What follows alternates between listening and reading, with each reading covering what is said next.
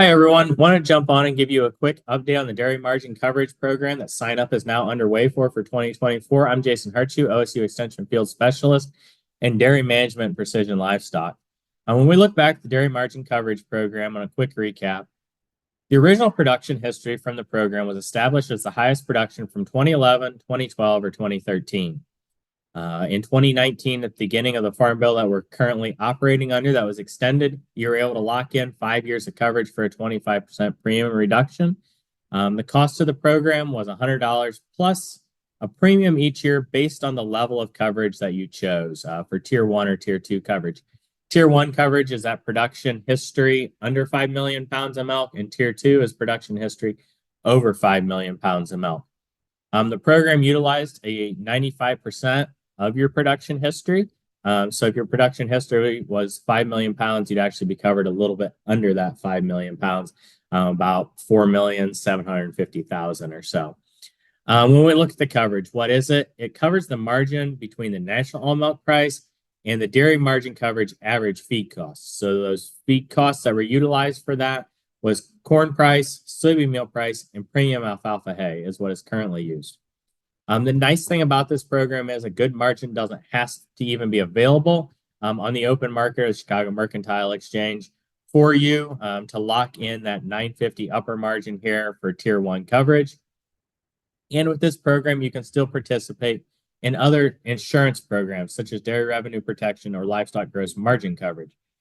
Dairy margin coverage is ran through the Farm Service Agency, is where you will do your sign up. When we look at these different tiers of coverage, some important things to note is over here at $5, you start to see a break in coverage between the Tier 1 and the Tier 2. It goes from a half a cent per hundredweight to 3 cents for at the 550 margin or 10 cents at the Tier 2 for that 550 margin. It really accelerates from there as to costs for that Tier 2 coverage. And we'll talk a little bit more about making that Tier 2 decision later on and look back at historical performance. When we look at 2023 through the eyes of dairy margin coverage, dairy margin coverage was very beneficial to dairy producers in 2023. Some driving factors of that. We did have a really low milk price from May to August in 2023, but we also had much higher corn price and soybean meal price and slightly higher alfalfa hay price than what's being projected for 2024. So in 2023, the average year margin was $6.71. There was a 950 or less margin every month, except for November in 2023. So quite a few producers received some payments from this program. And we had margins that were historically low back in June and July that triggered that catastrophic $4 coverage for anybody that enrolled and paid that administrative fee. When we look at the program and its costs, so if you had a 5 million pound production history, the program costs you about $7,125. And in 2023, it had total payouts for that 5 million pound production history at 95% of $133,000. And some big things to think about when we think about how 2023 maybe supported your operation. While we had a few months of low milk price, we really had high feed costs in 2023.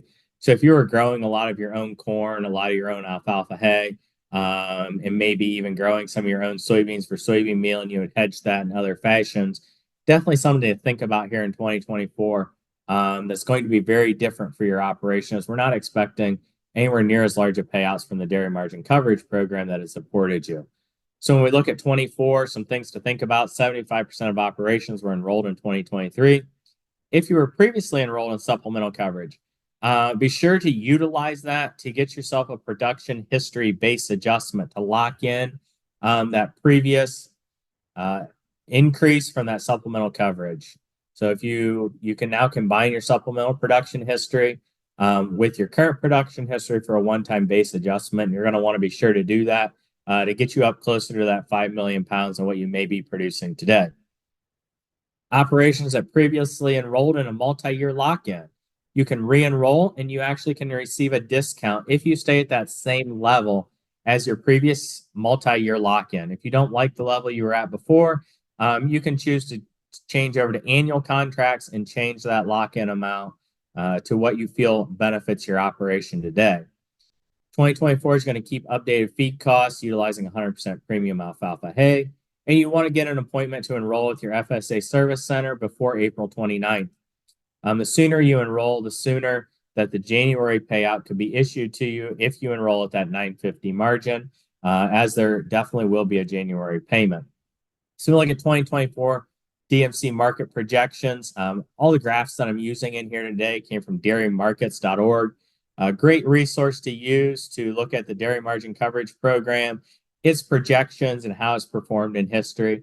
But when we look at 2024 dairy markets, look at where we're projected to go. So there's definitely going to be a January, that current January margin, $8.48. So if you enroll in a margin above that, there would be a payout. So that tier one milk, if we enroll at that $9, $9.50 margin, there's definitely going to be some benefits projected for February. While February is over, we don't have the actual all milk price released yet. So we don't know exactly what that's going to be, but projected to be about a $9.40 margin for February. So a small payout if you're in at that $9.50 level. And then for the rest of the year right now, we're projected for the margin to stay above $9.50. But really, when we look at this tool, that's 10 months out that we have a lot of unknowns. So considering enrollment at that $9.50, when we have 2 months, payouts coming to help us cover that premium is going to be a good risk management strategy for your operation. Because, when we think about what's going to affect corn price out here, that $4 or sub $4 corn in July, June, August, September, October, really, there's a lot of unknowns. And the 2024 corn crop, as it gets planted, we have weather markets and different things change in exports. I know my grain farming neighbors definitely hope that corn price goes up and are looking at ways to market above that $4 value.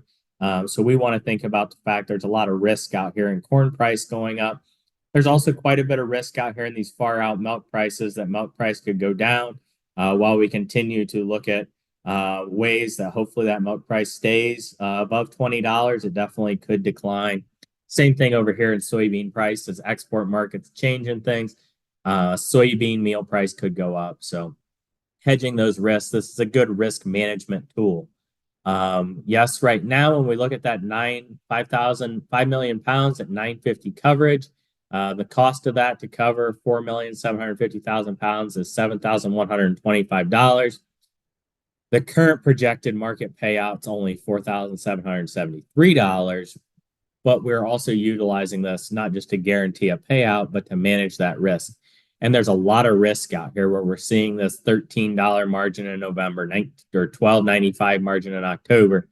A lot of risk, a milk price going down, feed costs going up. This program could help protect.